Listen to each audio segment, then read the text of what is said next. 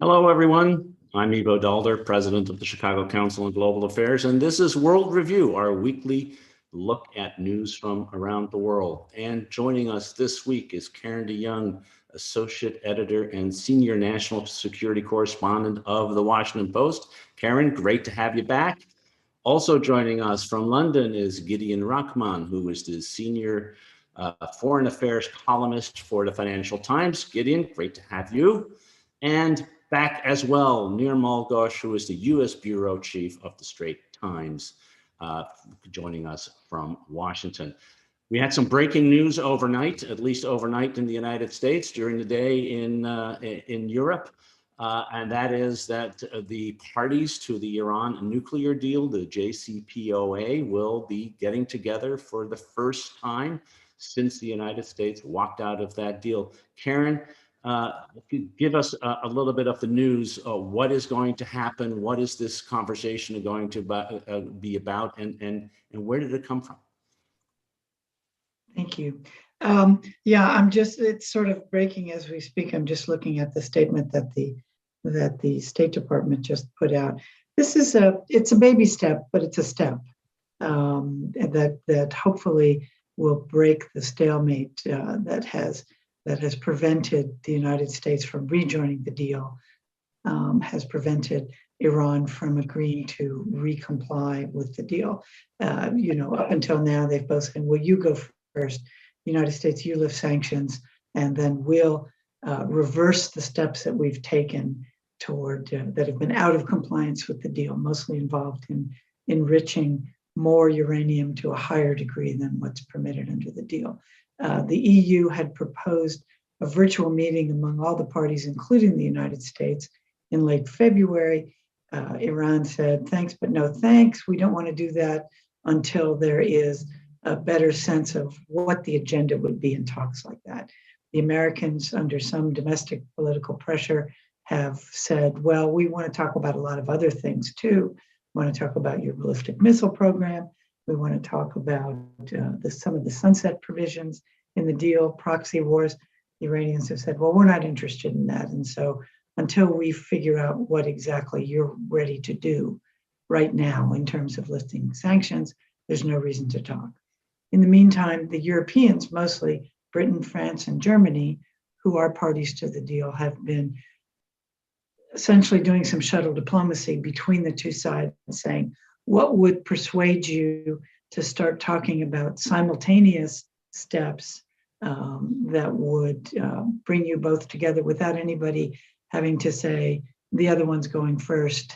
What would bring you back to the table and hopefully get us to get the Americans to rejoin the deal and you to get back in compliance? So yesterday, the EU announced that there was going to be a virtual meeting this morning among the 6 countries that are party to the talks, not the United States. That would be Britain, France, Germany, China, Russia, and Iran, yes, that they would talk virtually. And so we've been waiting to see what they would say. And the EU put out a statement a little while ago saying that they've agreed to have more substantive talks next week in Vienna on Tuesday, not with the United States attending, but I think the assumption is that the United States will be in the next room or on the next screen, depending on how they do this, and that this will be at least the early beginnings of some sort of back and forth that would lead them to come up with a roadmap that would satisfy both sides. A lot of ground to cross before that happens. The State Department, I was just reading the statement that they put out, saying we've agreed to participate in talks, not with Iran, but with the Europeans, the Russians, and the Chinese, to identify issues involved in a mutual return to compliance. These remain early days, and we don't anticipate an immediate breakthrough, as there will be difficult discussions ahead, but we believe this is a healthy step forward. So that's kind of where we are. Could easily blow up, as so many other things have in this realm. But I think it, as I say, it is a baby step. Nirmal, thanks, Karen, for updating us on that breaking news and putting it all in context. Appreciate that. Nirmal, of course, the United States is the one that left the treaty in 2018. The other ones all stayed, including not only Iran, but of course the five other countries that Karen mentioned.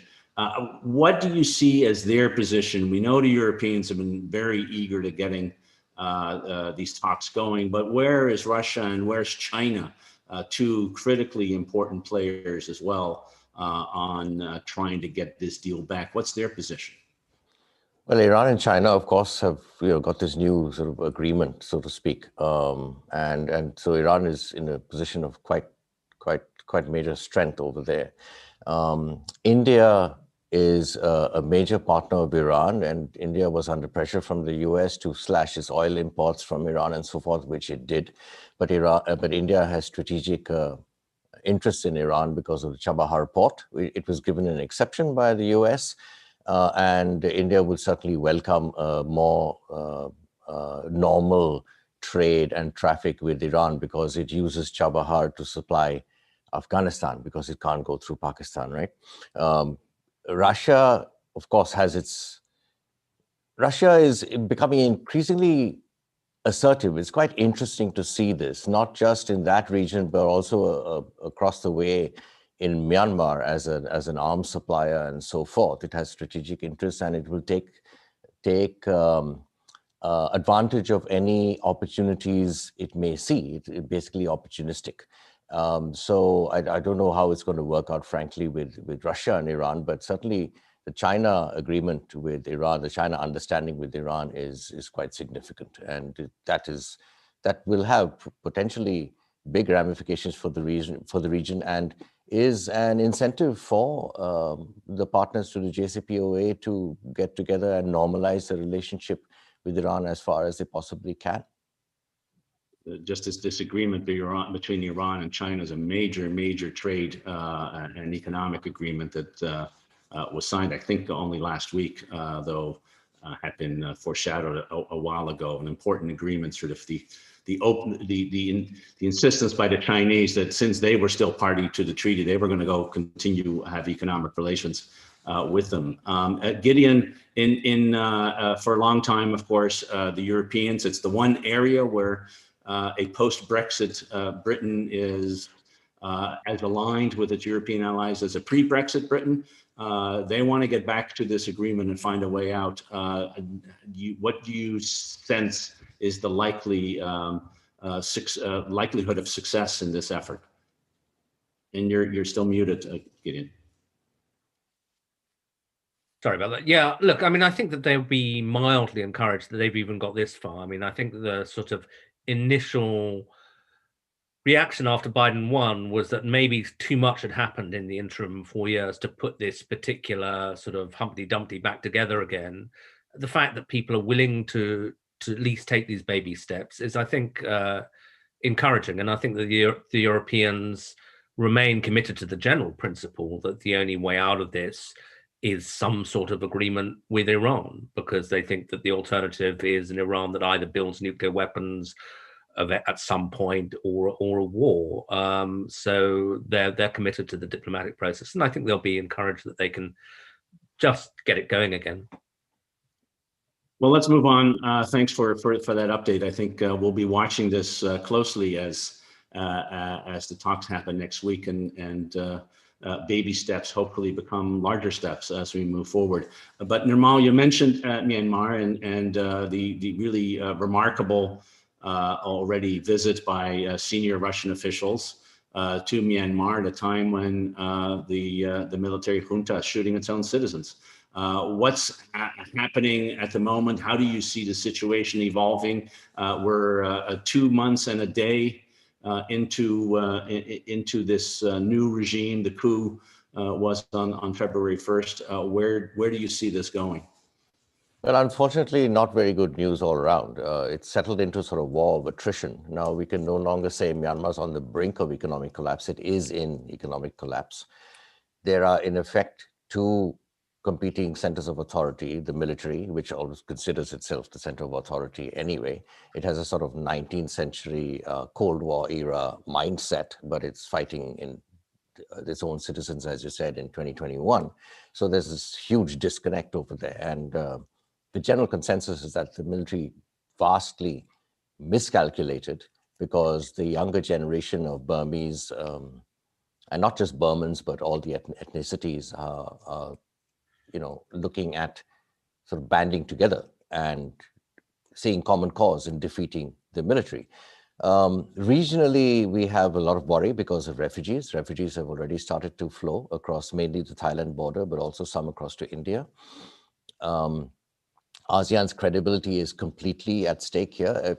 It's a horrible sense of history repeating itself in Myanmar. I mean, there are severe dangers. ASEAN finds itself having to deal with Myanmar or else lose all credibility. I mean, how can ASEAN go around the world and say, oh, we are the centerpiece of the Indo-Pacific, ASEAN centrality, and we're people-centered and all that stuff, when Myanmar is in the state it's in right now? The other danger is that the vacuum, the black hole that Myanmar will become, will draw in regional and global powers, much like it did in World War II. Again, history repeats itself, right? So we had the senior Russians there. We have, of course, China, sort of not really batting for Myanmar, but a backstop for Myanmar in the UN Security Council. We have India sitting next door. We have Thailand, which is not doing much. The more it sort of spirals down into a war of attrition and economic collapse, the worse it gets for, and the danger of all these things will sort of increase exponentially. And we might in the end have a government in exile in Myanmar. It could be heading that way. The CRPH, which is the committee representing the Pidong Suluto, which is the elected parliament, could set up a government in exile. And this situation could prevail for quite a long time, because the military sees this as an existential struggle for themselves, because they know that if they let go now, if they sort of roll back and have to give way, that there are going to be consequences. So it's not a very there's no light at the end of the tunnel, unfortunately, at this stage. ASEAN is scrambling around. Some countries want to hold a special summit to discuss Myanmar. And there are some things which could come out of that. If they manage to do that, they could find a way to somehow get negotiations started internally in Myanmar. But as of now, not much light. It's a bleak vision here, Karen, on what's happening in what was, for the Obama administration, one of the great success stories of opening up and beginning the transition to democratic and civilian rule, which of course Joe Biden was a part of. What is Washington thinking nowadays about what it can do to influence the situation in that country?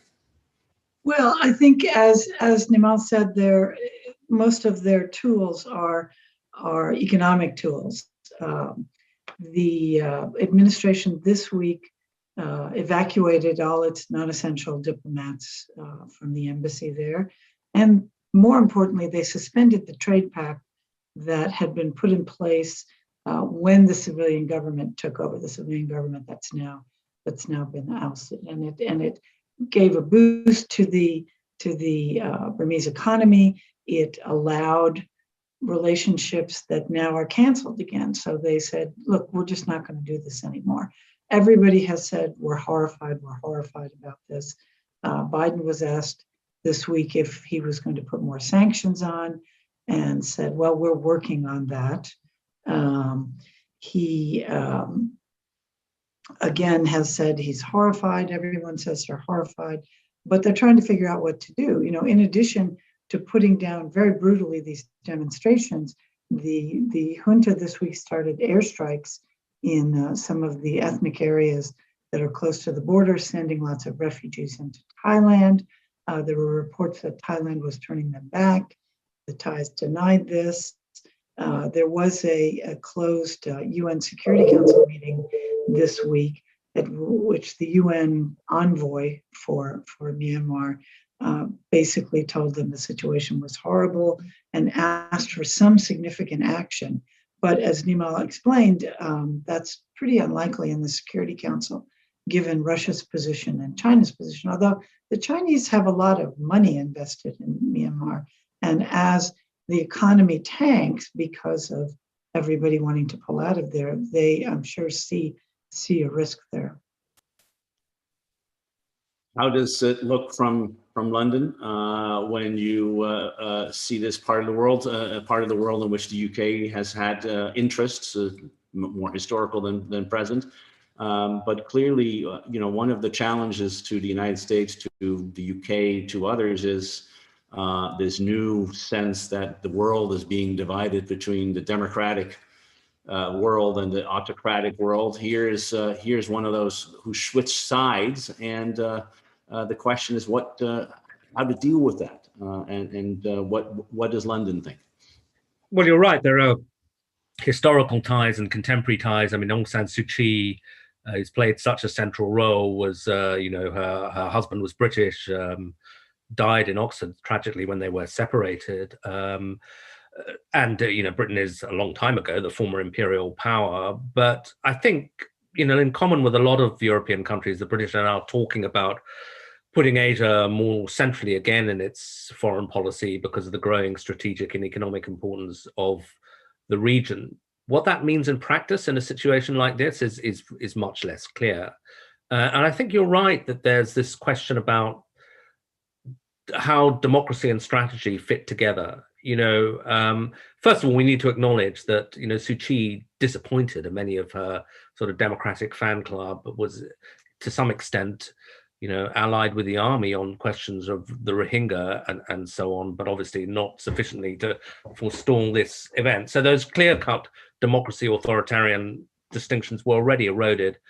Now I think that there is anxiety about pushing a country into the arms of China and Russia. On the other hand, how sustainable is this going to be, a regime that's shooting its people in the streets?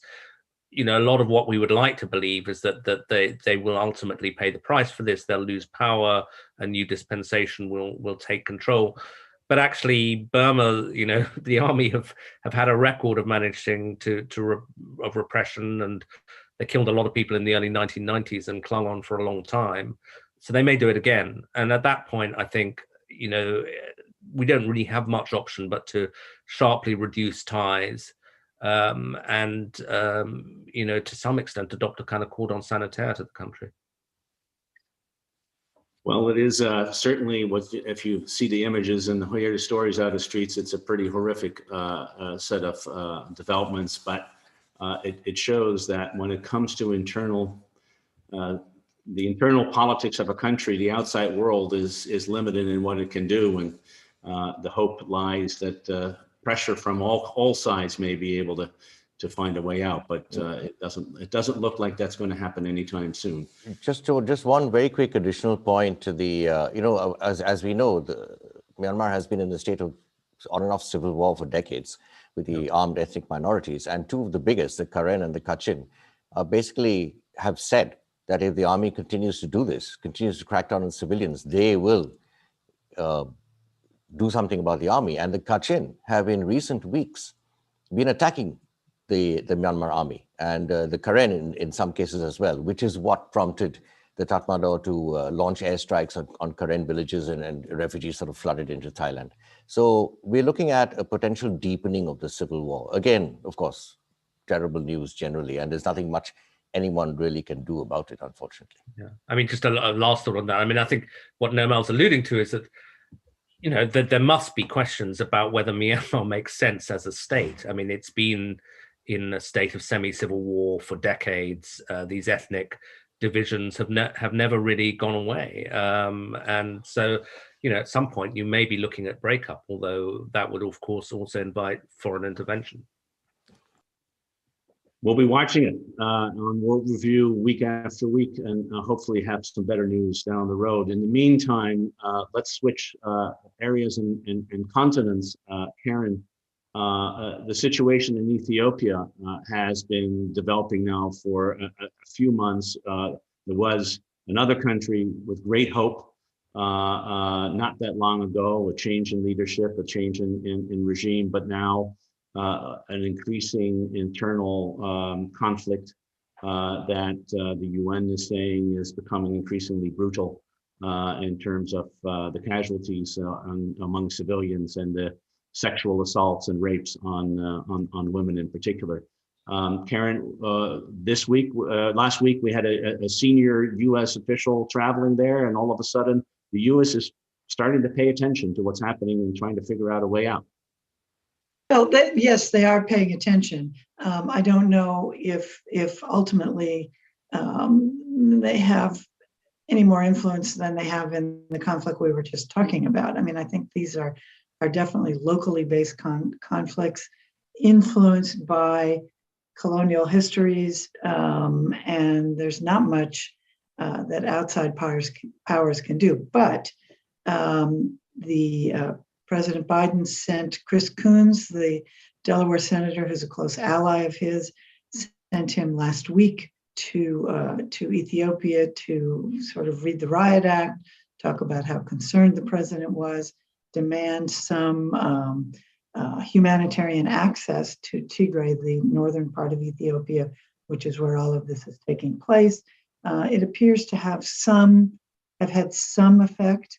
The Ethiopian president, Abiy, went to Eritrea, where he acknowledged for the first time that Eritrean troops were actually helping his government and pushing back the rebellion by the Tigray political force. He promised some concessions on allowing humanitarian assistance in there. But I think that nobody's actually seen that happen on the ground yet.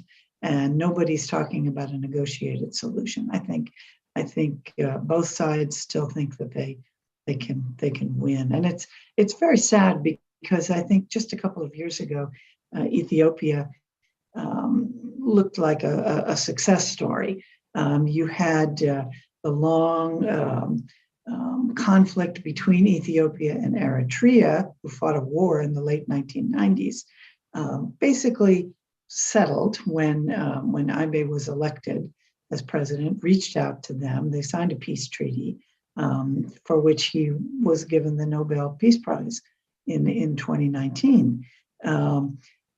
Last November, however, you saw the kind of past that everybody had tried to sort of tamp down, rear its head, where the Tigrayans, who are the northern ethnic group of Ethiopia, mad at being shut out by Abiy from his government, attacked a military base.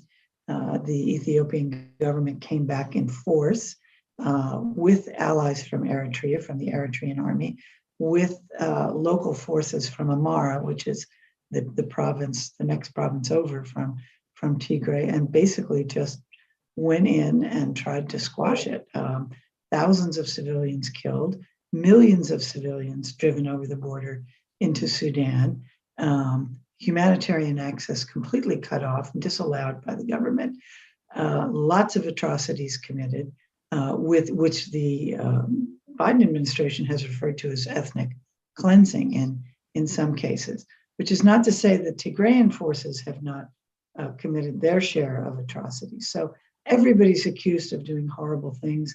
The international community has not been inside and has been left on the outside, mostly threatening to do something. I don't think it involves military force, but the United States and the Western governments have mostly left the African Union to try to sort this out until now. But I think that they've realized that it's gone beyond that and are trying to get something started. The G7 put out a tough statement this morning, but again, just calling on for the withdrawal of Eritrean forces, for a step down on all sides, or some kind of negotiation. and for allowing humanitarian forces to get in there. But again, this is another one where there's not a whole light at the end of the tunnel. I think both the Tigrayan forces and the Ethiopian government forces think that they can win, and they're willing to keep fighting to see if that comes true.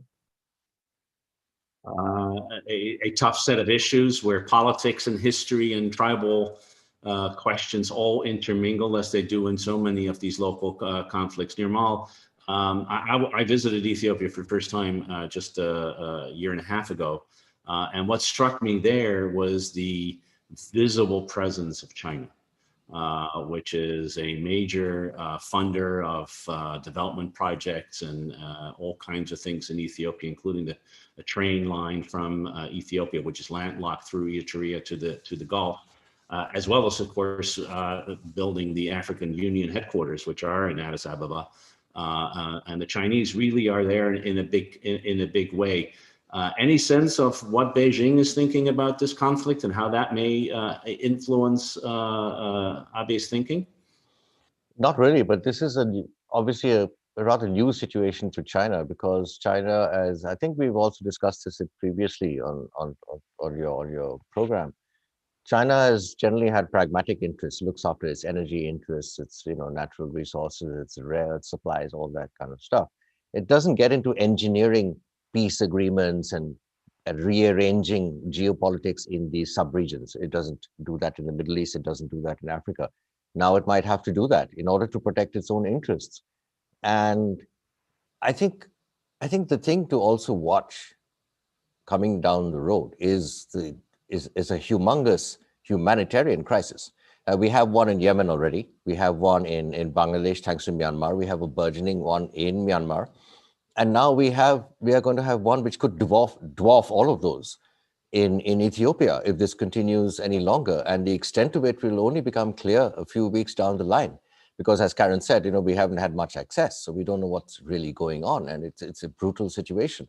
So China will, to protect its interests, certainly protect its equities, will have to eventually take a greater role. If nothing else, then at least to provide some humanitarian help to keep the situation from, just becoming a sort of a never-ending a black hole, really, which consumes all matter, so to speak. Gideon, how does it look for the Europeans? They, of course, Ethiopia is a big recipient of EU aid, as there are so many other parts of Africa. And there's this Macron-led initiative to really start focusing on African development. Seemed to be working until the civil war re-erupted in Ethiopia. Yeah, well, the Europeans placed a lot of hope in Abiy. I mean, after all, it was the Norwegians who gave him the Nobel Peace Prize and so on. I mean, I think it's a recurrent pattern of, if you like, slight Western naivety or maybe wishful thinking, that you see these leaders and they say all the right things and you think, this is marvelous. This guy's exactly what we were looking for. And I remember seeing him speaking at Davos in January 2019. It was a few months before he got the Nobel Peace Prize, and his reception was sort of close to ecstatic. And the moderator saying to him, you've done these incredible things. How have you managed to calm down all the regional tensions? And Abiy sort of smiled and said, well, it's just a question of being humane and treating people as equals, and putting your ego to one side. And we all applauded.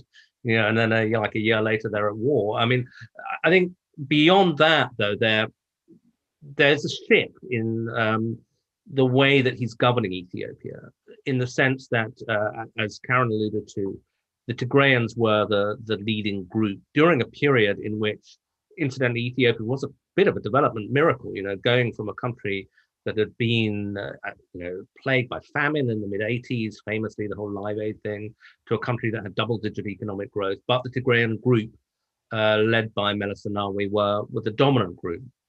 And also they embraced a kind of federal model in which different, it's a country of over 100 million people, different regions. And Abiy came in and said, no, I want to build a single Ethiopian identity. And he kind of pushed the Tigrayans out of their dominant position. And then this argument over, which you could make and sound quite liberal about, let's have one Ethiopian identity. degenerated into this dispute with the Tigrayans. And although, the making peace with Eritrea was what kind of helped clinch him the Nobel Peace Prize, in retrospect, even that doesn't look quite so good, because the Eritreans had a common animus against the Tigrayans. And then, you have the Ethiopians and the Tigrayans, the Ethiopians and the Eritreans coming together in conflict with the Tigrayans. So, yeah, I think it's a general process of sort of disillusionment combined with some of the anxieties that both Karen and Nirmal outlined, because it's the second biggest country in Africa, and it borders all sorts of already sensitive and destabilized countries like Somalia. And for Europe in particular, there's always the fear of refugees, which are deeply destabilizing of domestic European politics. And although all the accent in the 2015 refugee crisis was on Syrians, actually, the second or third biggest group, I think it was Syrians, Afghans, and then Eritreans, because Eritrea has this lifelong military service it imposes on young men, and people fled. And so if you have a country much bigger than Eritrea next door also blowing up, a lot of these problems will wash up on Europe's shores quite quickly. Yeah, I think it's, to look at the sort of geopolitical nature of this. I mean, I think that nobody wants another big problem in the Horn of Africa, and this is certainly that. A lot of countries, including the United States, have interests there. You've got Yemen just across the Red Sea. You've got Somalia, and so I think it's being looked at as kind of a major strategic headache that nobody has any great ideas what to do about. Well, again, I think it is one of those areas where the conflicts locally is really difficult to address, but the importance of figuring out how to either contain it or better still, resolve it is as large for the big powers around the world, and indeed for the region, and of course the people who live there as well. It is a difficult issue, but at least people are starting to pay attention. The UN Human Rights Commission has just issued a new report on the human rights situation, and trying to get more attention to this issue. Thanks all for highlighting all the different aspects of this difficult situation. Moving on to another difficult situation in another continent, Gideon. COVID-19 is exploding again on the continent, not in the UK, where vaccinations have been rapid and highly successful. The vaccine rollout we talked last week about this, has been a disaster in much of continental Europe. But now we see that even those who were feted for doing a really great job in the initial stages are coming under increasing criticism, starting with Angela Merkel in her last few months as chancellor, seems to be under terrible pressure internally for failing to do what she had so successfully done almost a year ago. Yeah, absolutely. It just goes to show that one should never reach quick and glib conclusions, which is a very depressing thing as a journalist to say, because that's kind of my job. But nonetheless, we were all saying a year ago, Merkel, of course, the great rationalist, she's doing brilliantly, and Trump and Britain are messing it up. Now, a year on, actually, the US and the UK are much, much further on vaccinations. I mean, if you wanted to try to make a kind of argue that it all sort of makes sense, you could say that there's more of a risk-taking culture in Britain and America, that we poured more money into vaccinations, quickly approved certainly them faster. The Germans and the Europeans, part of it was excessive caution in taking out contracts, in approving drugs. But there's also just it's just more generally a bit of a mess in Germany for reasons they can't quite figure out. I mean, after all, the BioNTech story was a story of German science as much as anything. And so why have they not got the right supplies of Pfizer and BioNTech vaccines? They've got a second problem with the AstraZeneca vaccine, where AstraZeneca's doubtless messed up its PR and perhaps other things as well. But the Germans have been deeply inconsistent, so that for a while Merkel said, well, we're only authorizing it for those under 60 And now they've had problems with blood clots, and they're saying, well, we're only authorizing it for people over 60. And meanwhile, the European Medical Agency, which is meant to rule for the whole of the European Union, is saying, look, just keep vaccinating. Whatever risks there are associated with AZ vaccine are smaller than the risk of getting COVID. So it's just a picture of confusion. And Merkel, as you say, has begun to suffer politically. And now, she is stepping down, but so in a way, it's just a kind of slightly tarnished end to her career. But they are in the middle of a crisis, and there's a sort of sense that this isn't what Germany expected. They're a country that prides itself on its efficiency and so on. And they're even doing worse actually on vaccination rates than Greece, who they spent a decade lecturing for being a shower. So they're in trouble. And similarly, France is in difficulties. Again, slow vaccine rollouts, high rates of vaccine hesitancy amongst the population, which may have contributed to Macron being a bit sort of back and forward on it. But he's just had to impose another lockdown, and the schools are closing again.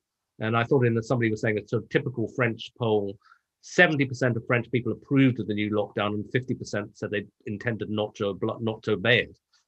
So the kind of shows his problem running the place. But one doesn't want to exaggerate. I mean, as I said, these judgments go backwards and forwards, and there's certainly in the UK, I think perhaps because we need to believe we're good at something after the kind of serial mess up of Brexit, an element of triumphalism saying, rah, rah, rah, we've got vaccinated.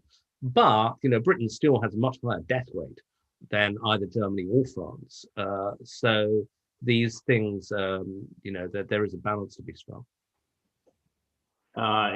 Thanks, Gideon. It seems that part of the problem that most European countries have not only is the slow vaccination rollout, but also uncertainty about the rules, lockdown and this and curfew and that. And then in particularly in Germany's case, Karen, it's a federal system, and the health delivery is done at a state level as opposed to a national level, and she was very good at bringing the governors or just the presidents and prime ministers of these states together early on, but now seems to have lost it in doing so. Sounds familiar in some ways. It echoes the problems that the federal government has in this country. I mean, one doesn't want to fall into Schadenfreude, but part of it is also that Merkel is a lame duck. She's had a lot of success, as you said, bringing everyone together, the 14 representative governments around the country, following on the sort of failure of purchasing, which I agree with you, it was because they were so cautious, then they didn't want to spend a lot of money. And you can argue that the EU itself, that big, sometimes unwieldy system, contributed to them not being able to purchase the vaccines that they needed. But even worse, I think, from Merkel's perspective, is the kind of logistical failure. This is what Germany does, and this is what Merkel does. They do these things right, and it wasn't done right.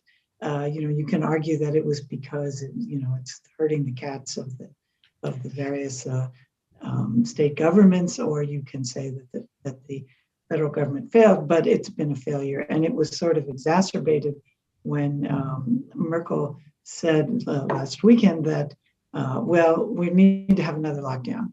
And so since we're heading into the Easter holiday, and Friday and Sunday and Monday are already days when stores are going to be closed, let's close them Thursday and Saturday too, and then we'll have 5 days and we'll be locked down, and that'll be good for everybody. Well, the state governments just went crazy and said, no, we're not going to do that.